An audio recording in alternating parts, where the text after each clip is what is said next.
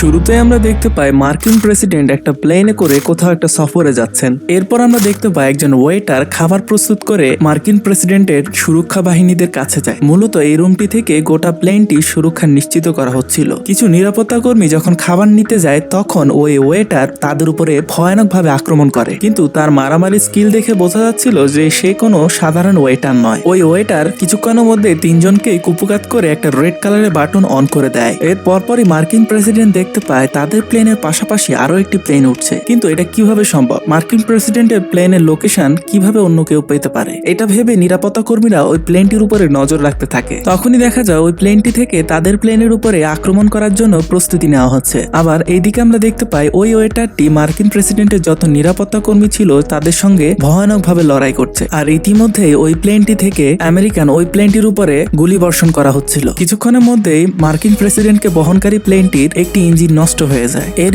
পর প্লেনের একটি সাইড মিসাইল দিয়ে উড়িয়ে দেওয়া হয়, আর প্লেনের মধ্যে একটা অস্থিতিশীল পরিবেশ সৃষ্টি হয়। বোঝাই যাচ্ছিল যে মার্কিন প্রেসিডেন্ট সহ ওই প্লেনে থাকা সকলের জীবনের ঝুঁকি রয়েছে। এইদিকে ওই ওয়েটার যে কিনা মার্কিন প্রেসিডেন্টের নিরাপত্তা কর্মীদের উপর আক্রমণ করেছিল, সে এই প্লেন থেকে প্যারাশুট নিয়ে ঝাঁপ দেয়। প্লেনটি দুটি ইঞ্জিনই কিছুক্ষণের মধ্যে নষ্ট হয়ে যায় এবং প্লেনটি নিচের দিকে ধীরে ধীরে নামতে থাকে। এমত অবস্থায় মার্কিন প্রেসিডেন্টের নিরাপত্তা কর্মীরা মার্কিন প্রেসিডেন্টকে আর তার সহকারীকে প্লেন থেকে প্যারাশুট দিয়ে ঝাঁপ দিতে বলে, কিন্তু মার্কিন প্রেসিডেন্ট কোনোভাবেই তাদের প্রস্তাবে রাজি হয় না। তখন ওই নিরাপত্তা কর্মী মার্কিন প্রেসিডেন্ট ও তার সহকারী প্রাণ বাঁচানোর স্বার্থে তাদেরকে ধাক্কা দিয়ে নিচে ফেলে দেয়। তারা দুইজন প্যারাশুটের মাধ্যমে নিচে নেমে আসে। ইতিমধ্যে নিউ ইয়র্কের প্রত্যেকটি জায়গায় এই খবর পৌঁছে যায়, আর এই খবর পৌঁছে যায় আমেরিকান আর্মির কাছেও। এখন তাদের কাছে সবচেয়ে বড় চ্যালেঞ্জ হলো আমেরিকান প্রেসিডেন্টকে সুরক্ষিত ও নিরাপদভাবে আবারও ফিরিয়ে আনা।